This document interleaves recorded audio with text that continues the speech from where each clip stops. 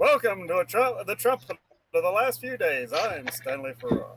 I'm Robert Farrar. And I'm Joshua Farrar, and I need to break the habit of trying to actually drink in the middle of the recording.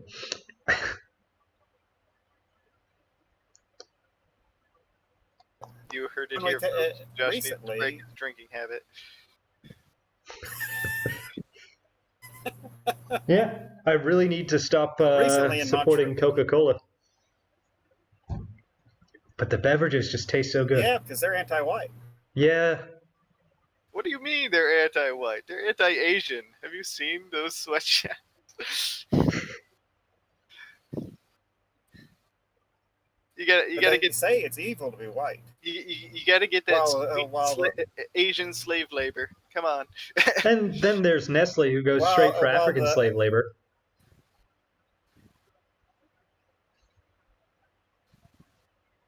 Thing about it is they're going through saying, "Oh, it's evil to be white. You need to get away from your whiteness." All the time being spoken to by a person who makes me look like I'm a dark-skinned individual. Well, to be fair, with my complexion, I make both of you look dark-skinned. I don't know how much of that is the lighting, and how much of that is because I'm a reclusive creature that never steps out into the light of day. But... because I know for a fact if you did, you'd be darker than the both of us. Well, yeah. I'd get darker than both of you really quickly if I actually bothered stepping out in the sun. But it's bright. And hurts my eyes. Unless I go to the Caribbean.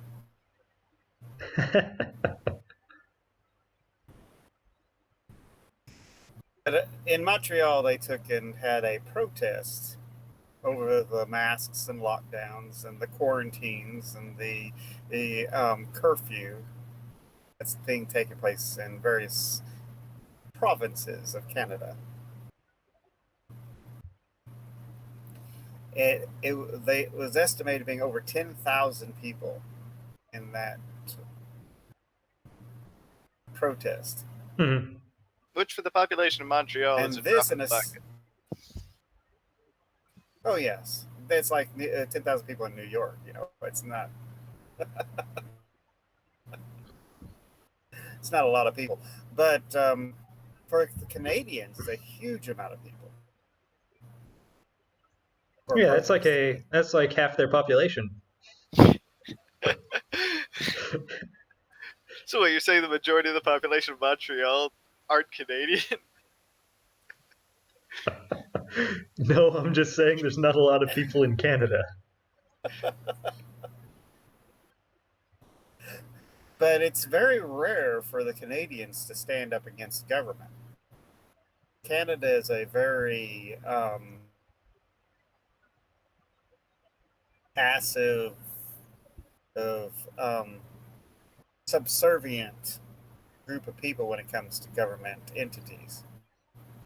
So for that many people to stand up and directly defy the government, knowing that if the police wanted to enforce the laws, most of them weren't wearing masks, and that's $1,000 to $6,000 fine. And the real kicker is it wasn't even over a hockey game. Yeah, the Canucks didn't lose this time that I know of.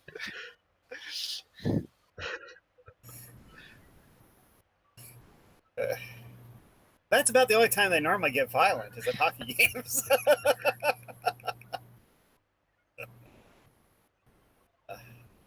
In America, that would have been unthinkable to take and be that passive, but they're getting fed up.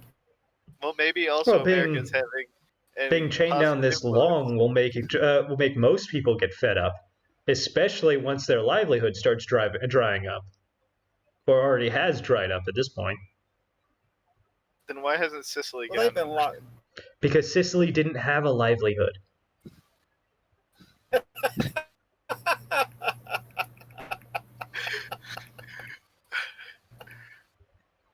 And the ones that matter will go, and the parts of the livelihood that actually matter in Sicily have, one, no interaction with other people because they're farmers and they got a lot of space, And two, most of the time, they're just ignoring the laws anyway, whether it's through blatant tax evasion or.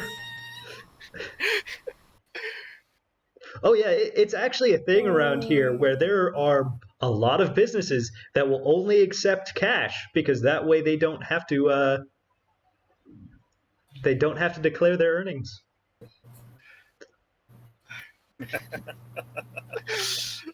And So pretty besides, much Sicily hates the rest of Italy anyway, so they don't care about big Italy's rules. So pretty much you have two options in Sicily. You can become a farmer or a criminal. Well, let me put it this way: the So governor. both.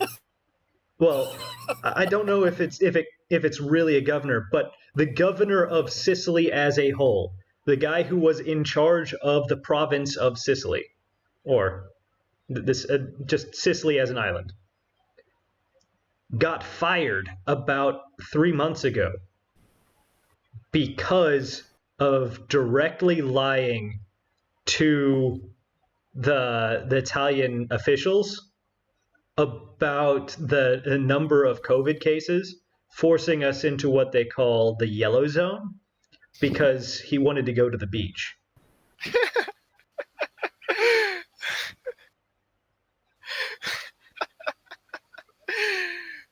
Actually, I'm well.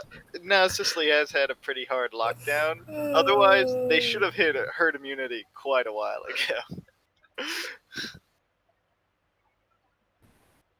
In Well, if fact, you notice, all the areas that have had major lockdowns are having a problem with that.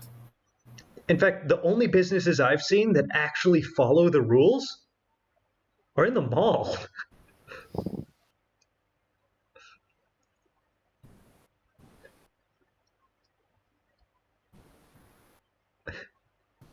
The when it comes to COVID, the majority of the world where the lockdowns have been the most stringent have not reached herd immunity. They just keep climbing. And then there's India. Oh, poor India. They're getting 400,000 new cases a day. Oh yeah, India, they're burning people in the streets. They have a problem. They have a legitimate problem. They actually are taking bonfires and burning bodies in the streets. They are doing what people were afraid was going to happen like everywhere else. Well, part of the problem is their population density is too high. Yeah, they are just stacked one on top of the other. Yeah. But you would think it was the Black Death with all the bodies. But they should hit herd immunity Instead fairly quickly at the rate they're going. They say that the India strain is a totally different strain than all their others. Yeah, well, they've said that about every single other strain, so... At what point am I inclined to believe? Yeah, but this one actually is killing people. The other ones killed people. They just didn't kill as many people as they said were they going to kill.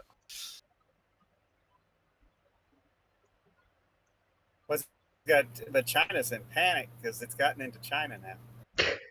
China was in panic with the first strain. No, if I was India, I would start herding up people who are sick and then just sending them at the border in droves.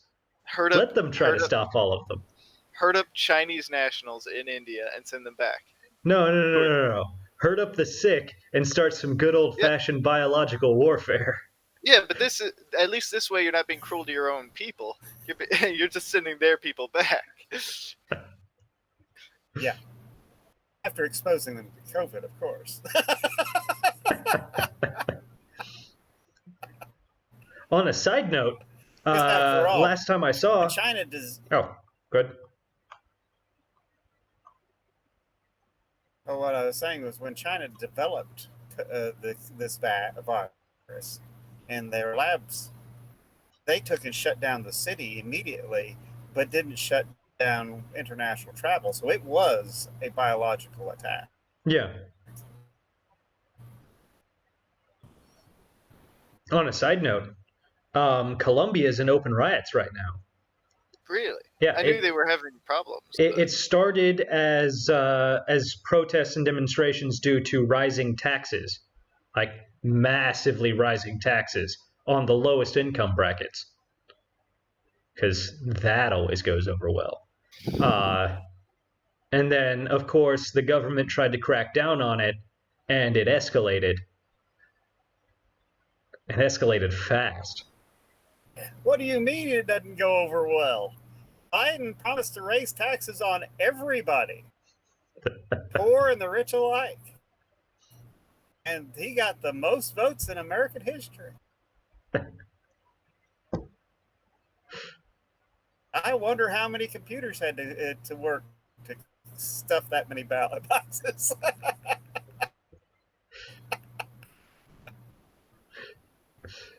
More than we could afford.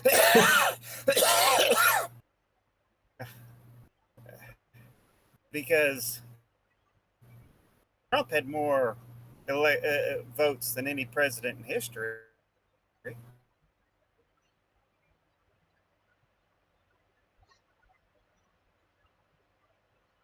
I just know we're gonna have a long 4 So years. We're already having a long. So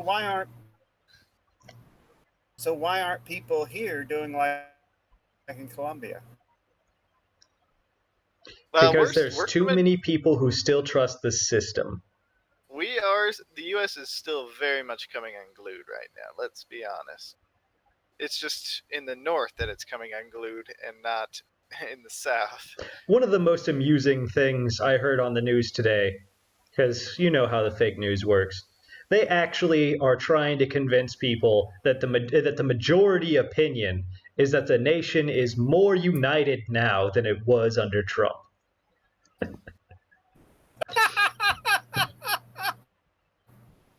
Well, we've got everything scattered like a shotgun blast, but we're united. In fact, I believe the numbers they gave was like 35% of the population believes we are more united, to only 25% of the population who believes we are more divided now than ever. So wait a second. Basically, a Yeah. good chunk of the population, according to their poll, just believes we're just as divided as we were before. Uh-huh. If that's not spin, I don't know what is. Spinning statistics is what they do. Although, if you want to talk about interesting polls, there was a major polling organization that ran a poll asking younger people their view on new gun laws. I can't remember if it was the majority or just under the majority, but there's been a massive increase of people 29 and under who are not in favor of new gun laws. Something like a 20% increase from the Which last. new gun laws? Any new gun laws. Because I am quite in favor of the gun laws that are going out of their way to say that enforcing restrictions are. Let me put it this way: any new gun restrictions. Okay. Big difference those there. are all in red states. Yeah, but historically speaking, people 29 and younger have been very much in favor of gun restrictions, and that's starting to change as civil unrest increases. Yeah, but people are only ever in favor of gun restrictions as long as they trust the government. And in this state, when neither side trusts the government, Then gun the laws government has problems. go out the window first. Gun restrictions do anyway. Well, you figure, okay, recently a student got into an argument with his professor over whether there was a need to have police.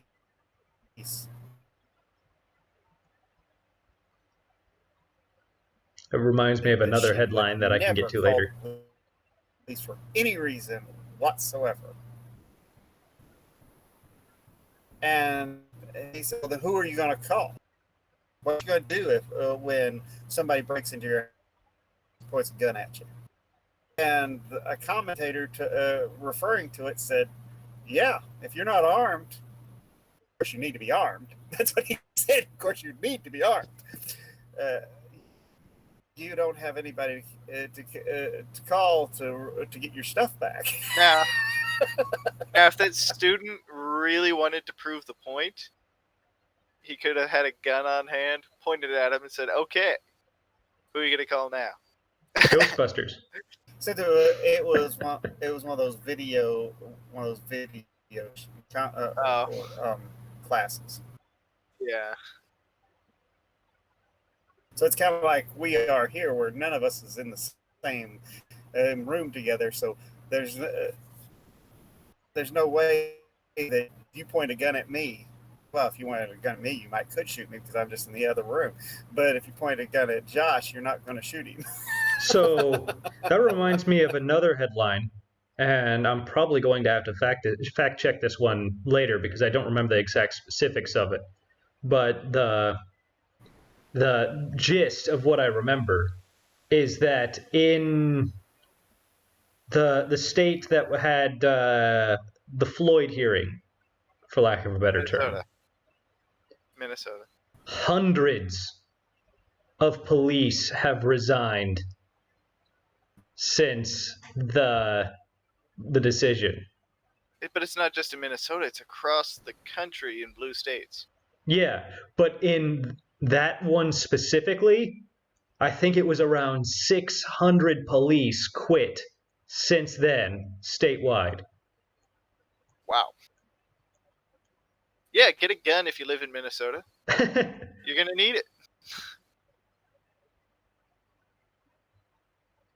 Now, I'll need to fact check that one to be sure that I've got all the facts straight, but that's how I remember it off the top of my head. Well, remember that now Wisconsin, a police officer was for taking and sending money to that young man's defense fund. Mm-hmm. So because he was taking and sending money to help a young man who killed some people in self-defense, he lost his job. Well, I mean, you could argue it was interfering with an active investigation. Because it is still pending trial. It's still pending trial, but the fund he gave to was to pay the lawyers, not to interfere. He didn't publicly express any opinion on it. You could argue that was a public expression of opinion. Yeah, but him doing it as a private individual means they theoretically should not be able to penalize him for it. Well, my thoughts are: is he from the area that is he a police officer for the area that he's currently under trial in? If not, then why does it matter? He was, I believe, he is a police officer in Racine, Wisconsin. Well, was. But they wouldn't let him on the jury, so what difference does it make? He's not influencing the jury any. Then if he's not part of the investigation, then why does it matter? And there's already a move among the defense attorneys for a change of venue. So yeah, well, after the incompetent defense attorneys, I don't know how well that'll work. But they've been replaced.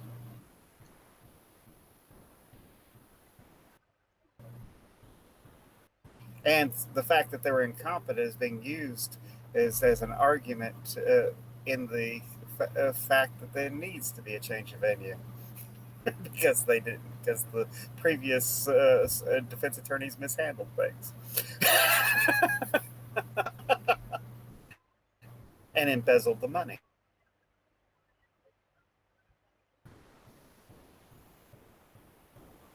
So instead of taking and mounting a defense, they allowed the public to be skewed to a certain direction. So yeah, it's actually a pretty strong argument. So, Of course, there's a pretty strong argument to begin with. He should have never been on trial. But go ahead. I've got a side note that I'm going to pause the recording for briefly.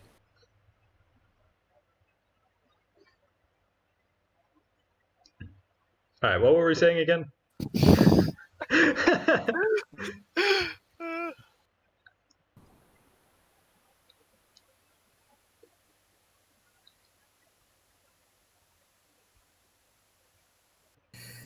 It's completely slipped my mind.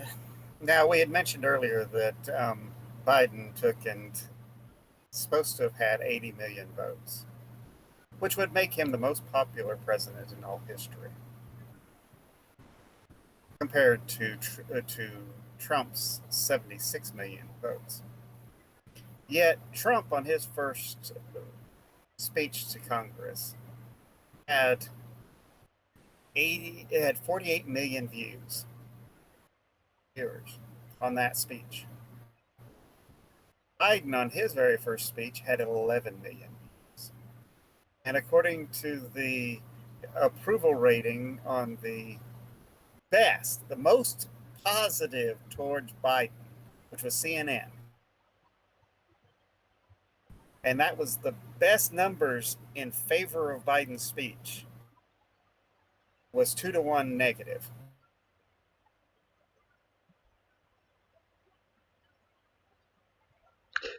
So, when you started that, the delay between when you started talking and when your voice caught up was almost large enough that it looked like it was the voice for the interpreter over someone that was speaking a foreign language. Which I'm not even going to bother to edit, but we'll see how that turns out.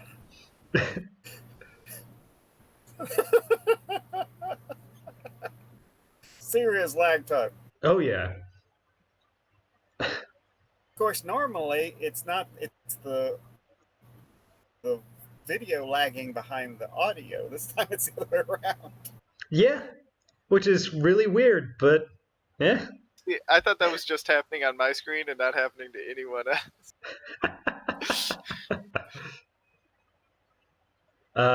Never underestimate the power of poor internet connection. It's not happening on my screen. Well, I would be on the same internet connection Robert's on, but it can't handle the both of us. Yeah.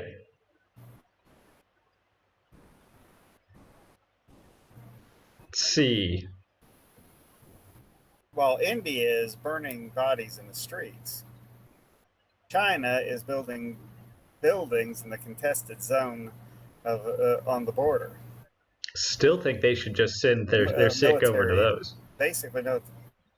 Send all the sick Indians to habitate those Right into villages. their military bases. The the contested zone suddenly becomes theirs by default. Well, they're not actually villages. It's not villages. It's military bases. Oh, okay. They're basically moved into Indian territory and set up Chinese military bases, declaring it their territory. Kind of like they're doing in the South China Sea with their shipping, where they declare the entire South China Sea their property. Mm-hmm.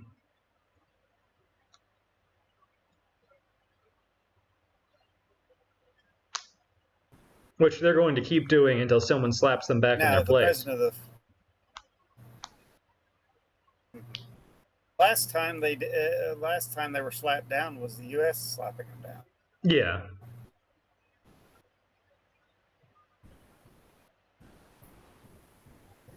The debate is because they're pretty sure that within the next 20 years, China is going to try to invade Taiwan. The question is will the U.S. step in to defend Taiwan like the treaties demand? Yeah. I still think Taiwan needs to just preempt the strike and invade instead. I think that invalidates a lot of the treaties a lot of countries have with them. Yeah, but if even a smaller power can beat a larger power if they have the initiative. See what happened to Japan when they tried that? They did pretty well for themselves. Until Yes, they got Midway. bogged down in Korea. At which point, okay, Japan has invaded the mainland on numerous occasions. I was talking about Japan's invasion of the United States. Well, they shouldn't have picked that fight with the U.S. They should have consolidated, Oh, okay. taken what they had, and left it at that. Well, there's a lot of mistakes they made with that. But when they tried to take China in the, back during the Warring States period, they got bogged down in Korea. But they hadn't even made it to China yet at that point. They were fighting Korea, and Korea was a roughly equivalent power. Yeah, but their purpose was to invade China. Mm-hmm. They had to go through Korea to do it. Now, prior to World War II, when they invaded China, they took it. Thing is, that wasn't actually prior to World War II. That was just another part of World War II.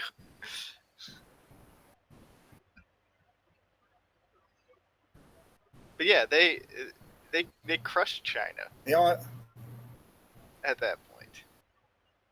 mm-hmm. Yeah, the only parts of China that didn't fall to them were ones that were being defended by the U.S. and various other allies. Like Hong Kong.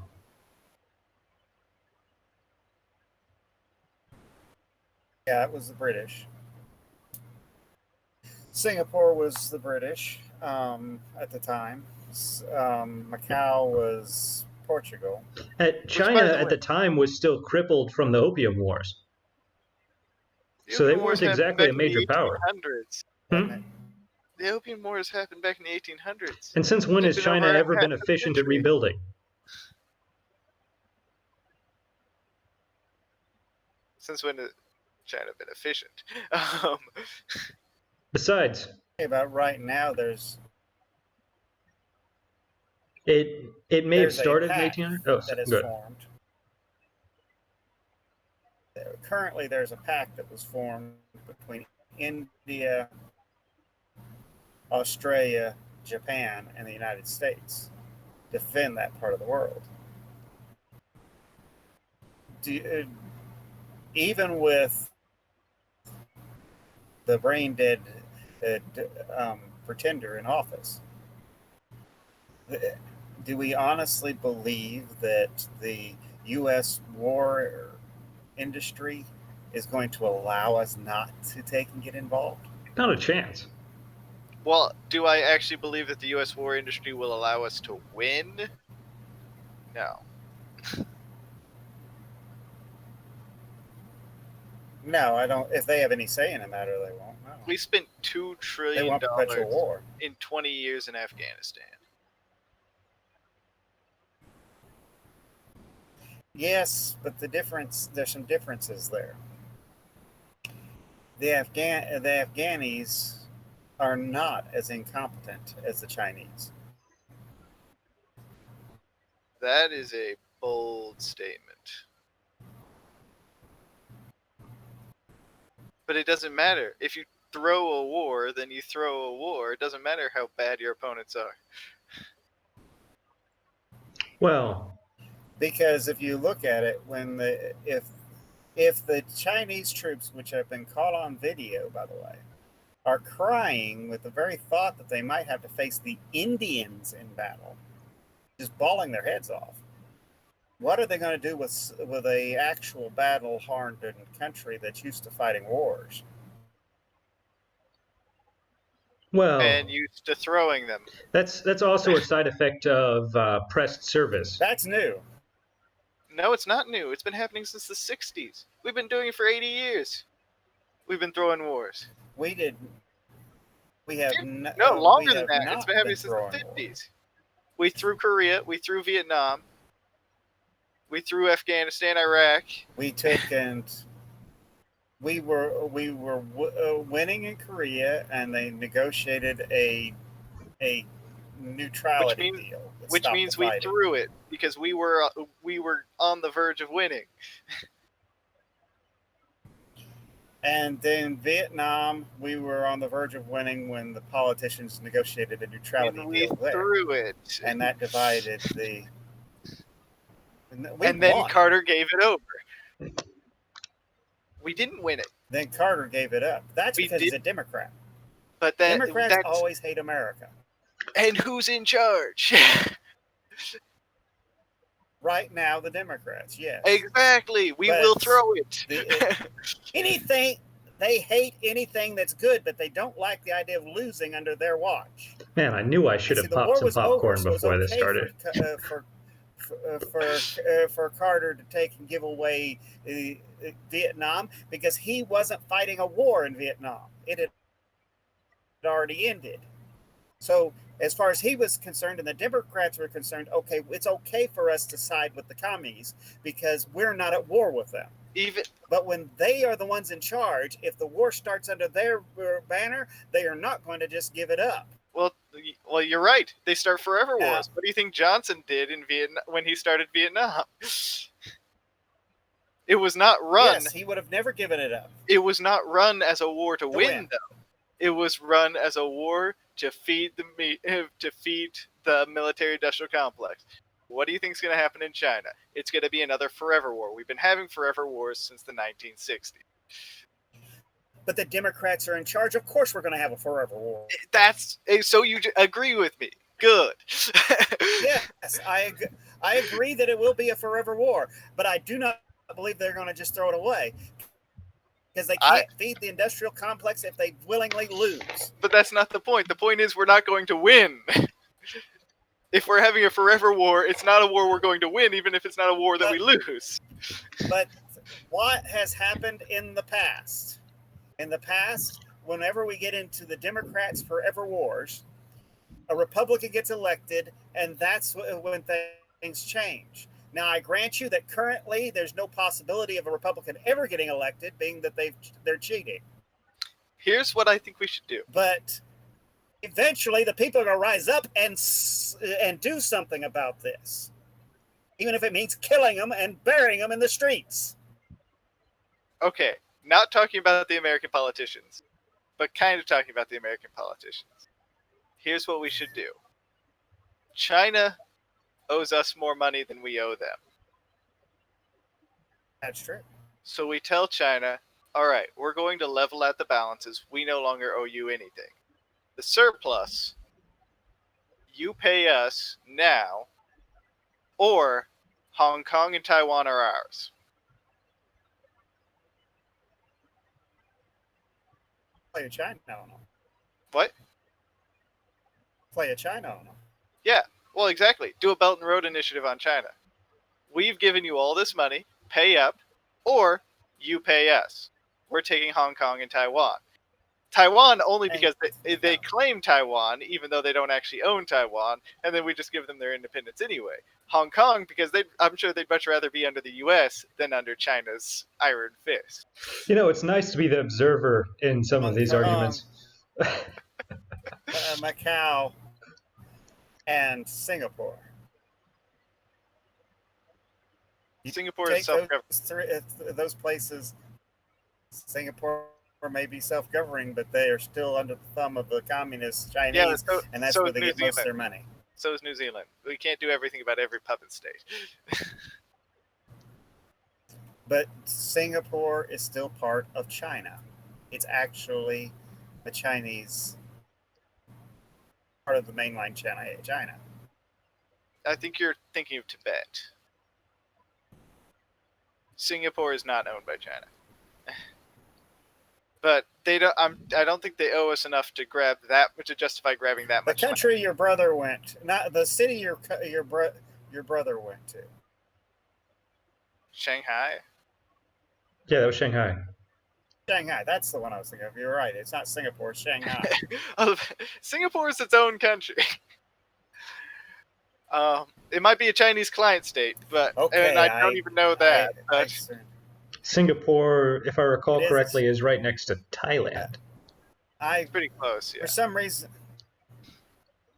yeah, yeah, I had my mind was all messed up there, or I was meaning Shanghai. But Take Macau, Shanghai. I don't know how Basically, much. that's all there.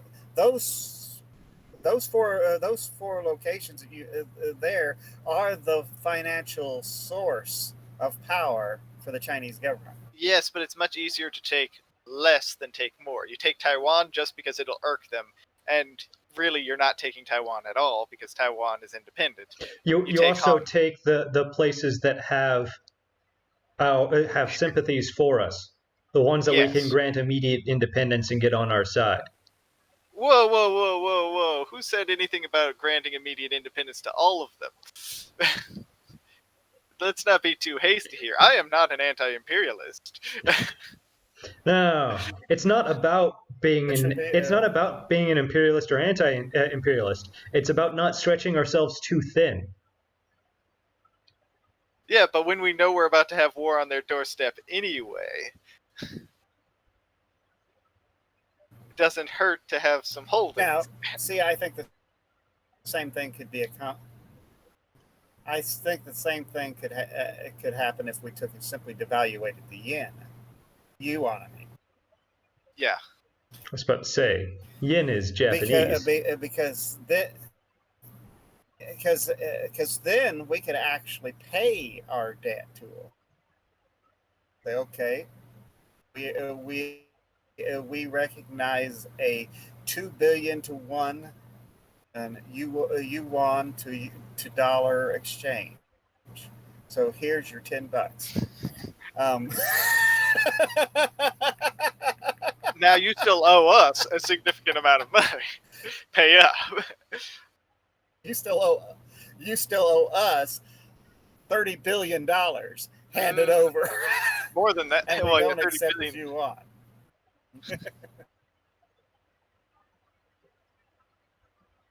I don't know what the exact number is. I don't know either. It's in the billions. It's a lot. Trillions. I know that.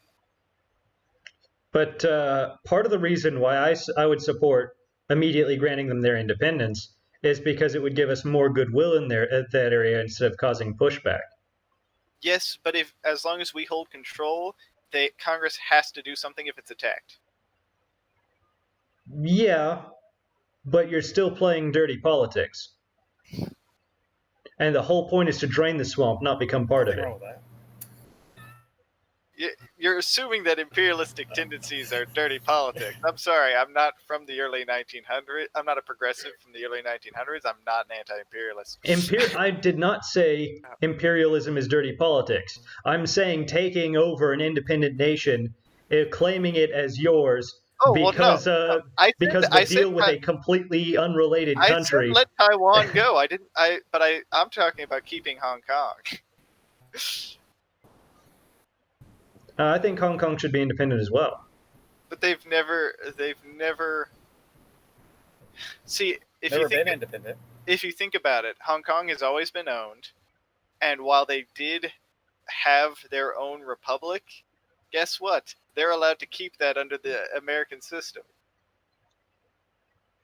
So you're saying making them a territory? As long as they drop a constitution, nothing changes. And I think they already had a constitution. I still think it would be better to give them independence. Which actually they have asked they've asked for American help too.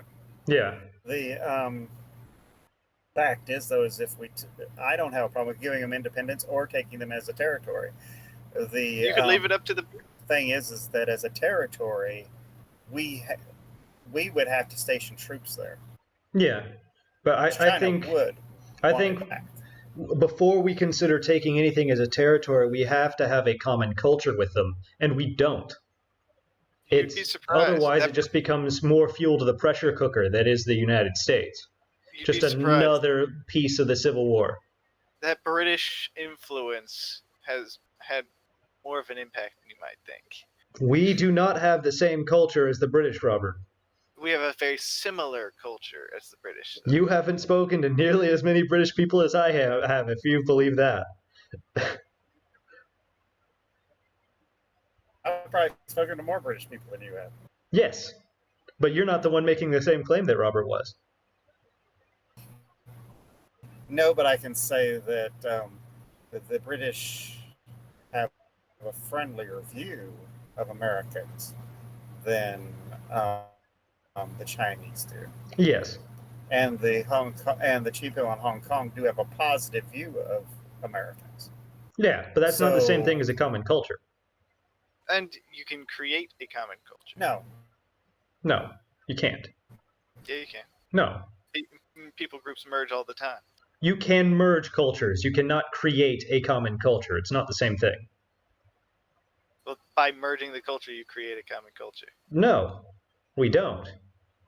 Which is why we've got such big differences between the culture in New York and Hawaii. But those cultures were never actually merged. You're right. They never were. And do you know why? Which means geographical distance. It's still a thing. It is still a limiting factor. And it is even more so if you're trying to poke holes in China like that. And even then, they are still both Americans, and they both speak a common language and have a very similar culture. And but Hong Kong does not. Most Hong Kongers speak English. Most of them can speak English. That's not the same thing as actively speaking English.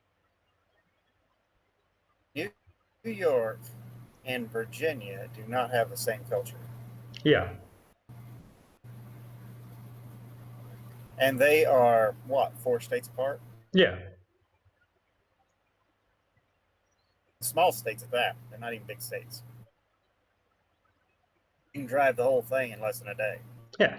And part of the reason why the United States is in as dire straits as it is because the country no longer shares a common culture.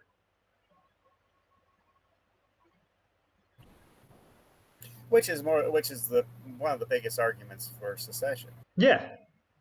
And I still support secession. And you can't go start adding more fuel to the pressure cooker when secession is still on the table.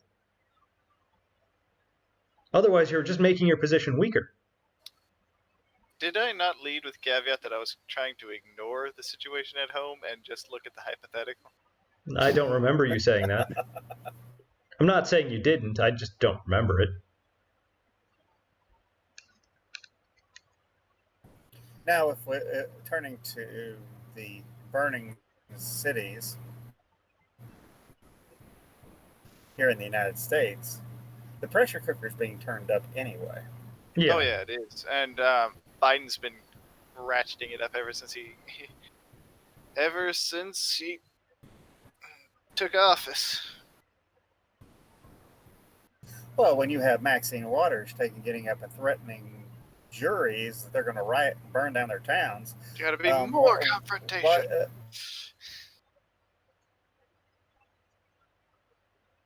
Then they, of course, are ratcheting things up.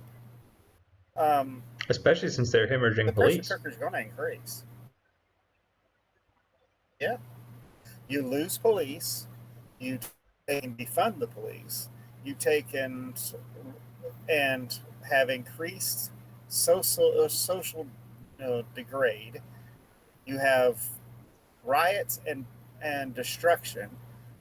How are they not going to collapse into a third world country? Oh, speaking of social degradation, my favorite little tidbit of news lately is Caitlyn Jenner, or as I prefer to call him, Bruce, has been declared as transphobic and anti-trans for coming out and stating that biological males should not participate in women-only sports, as, and I quote, "it is not fair."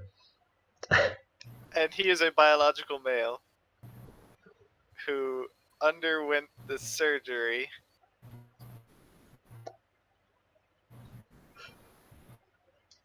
Partially.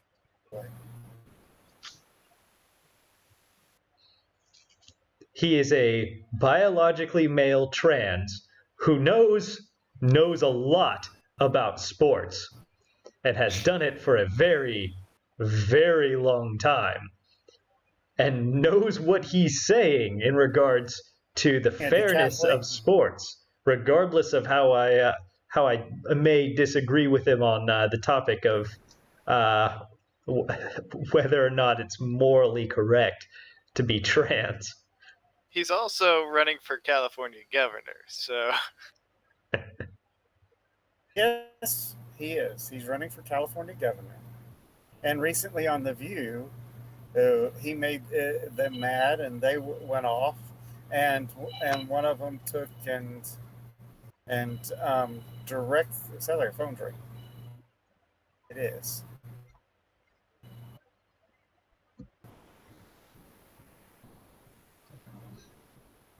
Okay. The on The View the other day, they took and he made the people on The View mad, and they turned around and misgendered him, and that's become an issue on the internet. It's almost like they only Because they believe these essentially said things when his it problem gives was them he was a white political man. clout. yeah, really, huh? Amazing how that Yes. works.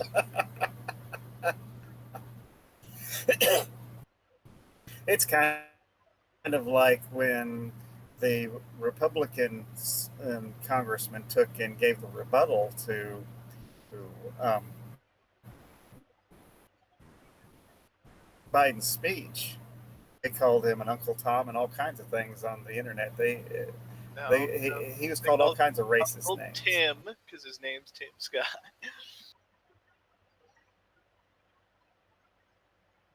Which is, we've gone over the origins of But Uncle Tom on this show, right? Yes, we have. So the yes, irony of it is astonishing. actually, it was especially being it was such a positive role. Yeah.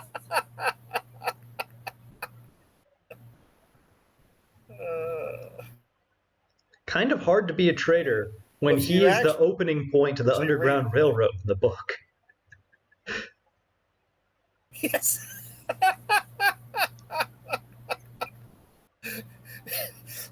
He's essentially the hero. He is the hero.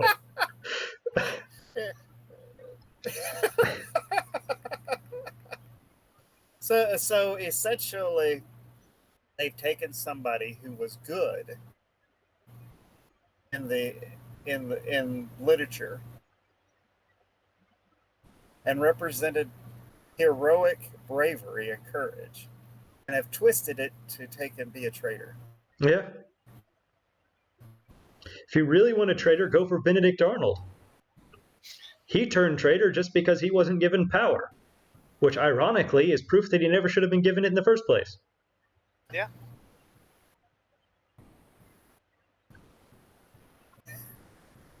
Well, that he married a loyalist. Yeah. I still think she has a major influence on that. Well, typically, If you don't who think you a marry will woman can affect your influence her choices. husband, yes. That's why it's very important to be careful who you marry. Yeah.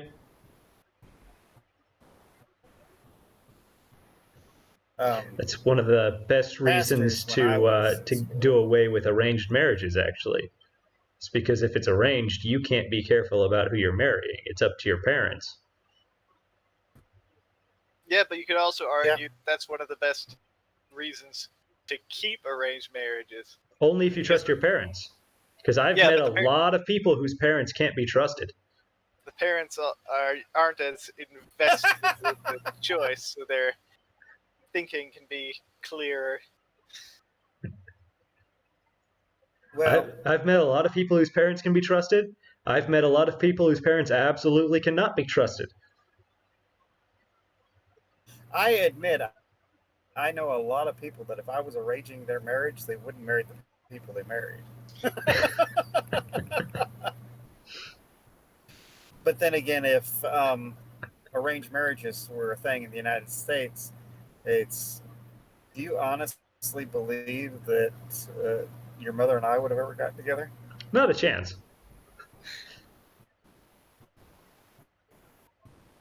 If I recall right, your dad didn't care for Mom when you first got together. My dad didn't mind her. It was my mom that hated her. Oh, well, I mean, your mom. She didn't like her mother either. Well, her mother liked me, but her dad thought I was too old. You were 25. 4 years difference. That's too old. Yeah, 4 years difference. I've seen a lot bigger gaps before. But yeah, but he still thought I was too old for her. And my mom just didn't like her mother, so she didn't like her.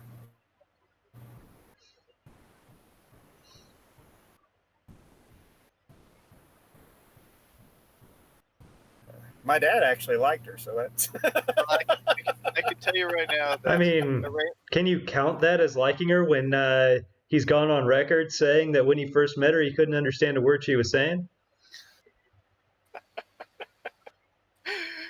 Oh yeah, just because he couldn't understand her, that's.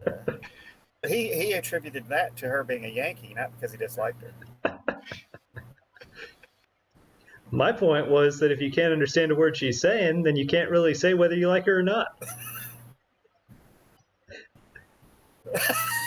It's an uninformed decision. I just know that people like one such as I would greatly benefit from an arranged marriage system. Let's be honest. In an arranged marriage system, I would be just as single then as I am now. I am not exactly high on the market. But then you get the advantage of a possible dowry society, where they'll pay you to marry. Like I said, I am not high on the market. And if it was the dowry system, then our parents would probably demand more than any family is willing to pay. Like I said, not very high on the market. It doesn't work that way. How the dowry system worked, they paid, and then the parents of the groom gave it to the couple. Yeah. And the parents of the groom had to pay for the wedding. And they had to pay for the wedding, yes. So the only people who went out are the couple. Well, actually, the parents of the groom pay for the reception. The parents of the bride pay for the wedding. But unless our parents value me significantly lower than I think they do, which would be quite a blow to the ego, but regardless, no one would be. I'd never be able to be engaged to anyone.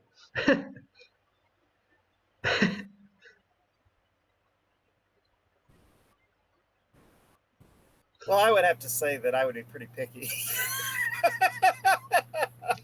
I don't have as low a view of you as you have of yourself. So if what Dad is saying there is true, because we can never really know exactly how we value each other, because that's the nature of communication. But if it is the way that I picture it in that regard, yeah, I'm stuck out of luck. I'm single either way. Well, if you like today's episode and you think that you would benefit from an arranged marriage system, then feel free to tell us why in the comments in the comment section. Otherwise, feel free to hit the like button or dislike button, whichever you feel like, and feel free to subscribe. See you next time.